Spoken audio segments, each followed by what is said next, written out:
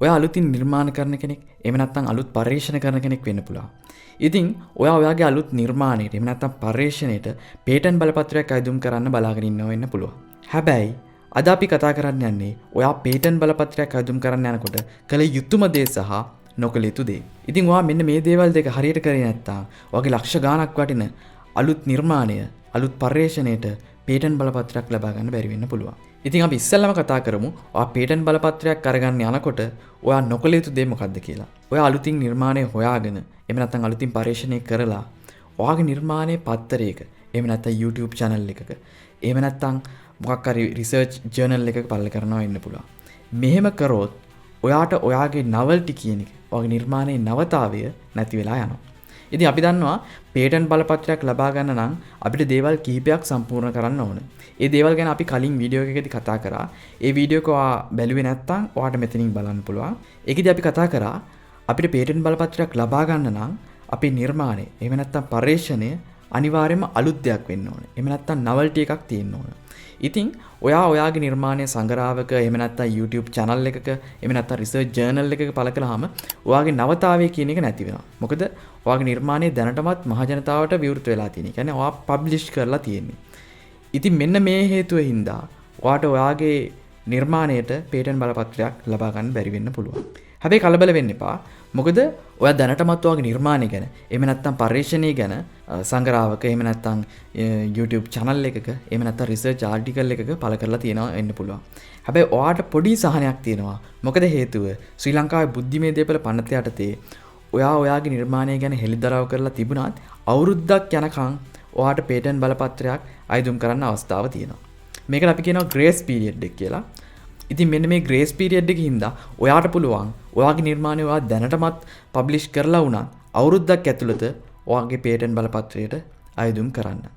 හැබැයි අලුතින් අපි ඔයාලට recommend කරන්නේ අනිවාර්යෙන් පුළුවන් තරම් ඔයා පේටන්ට් බලපත්‍රය apply කරනකම් ඔයාගේ නිර්මාණය confidential, එහෙම නැත්නම් රහසිගතව තියාගන්න.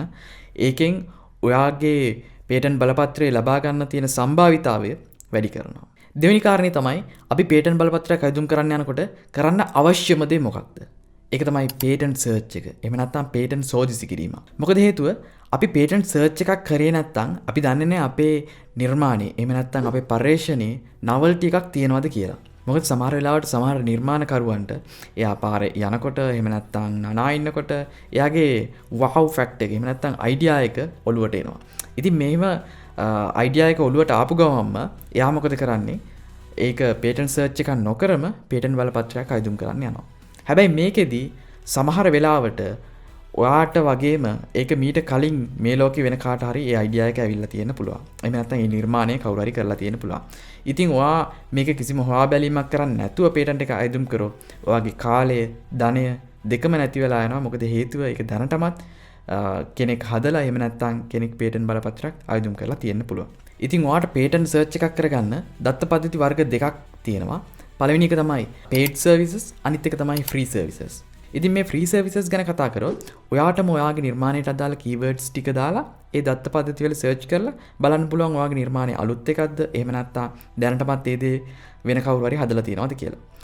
මේ වගේ databases වලට උදාහරණ තමයි WIPO Patent Scope.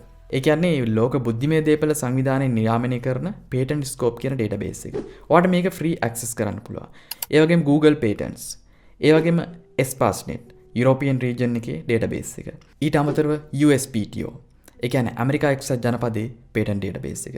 මේ වගේ එක් රටවල් වලට අදාළ විවිධ databases තියෙනවා. ඉතින් මේ databases වල ගිහිල්ලා ඔයාගේ keywords ටික දාලා ඔයාගේ නිර්මාණය දැනටමත් කරලාද, එහෙම නැත්නම් ඔයාගේ නිර්මාණය අලුත්ම දෙයක්ද කියලා තහවුරු කරගන්න පුළුවන්.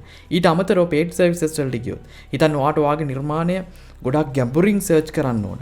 එහෙමනම් ඔයාට පුළුවන් Derwent Innovation Q+ වගේ commercial databases වලට යන්න. ඉතින් අද අපි කතා කරා ඔයා patent එකක් අයදුම් කරන්න යනකොට කරන්න අවශ්‍යම දේ සහ නොකළ යුතු දේ මොකක්ද කියලා. මේ දේවල් දෙක ඔයා හරියට කළොත් ඔයාට patent බලපත්‍රයක් ලබා ගන්න තියෙන සම්භාවිතාව ඉතාමත් ඉහළයි. ඉතින් පේටන්ට් බලපත්‍ර සම්බන්ධව ඔයාට තියෙන එක්ස්පීරියන්ස් එක පහලින් කමෙන්ට් කරන්න.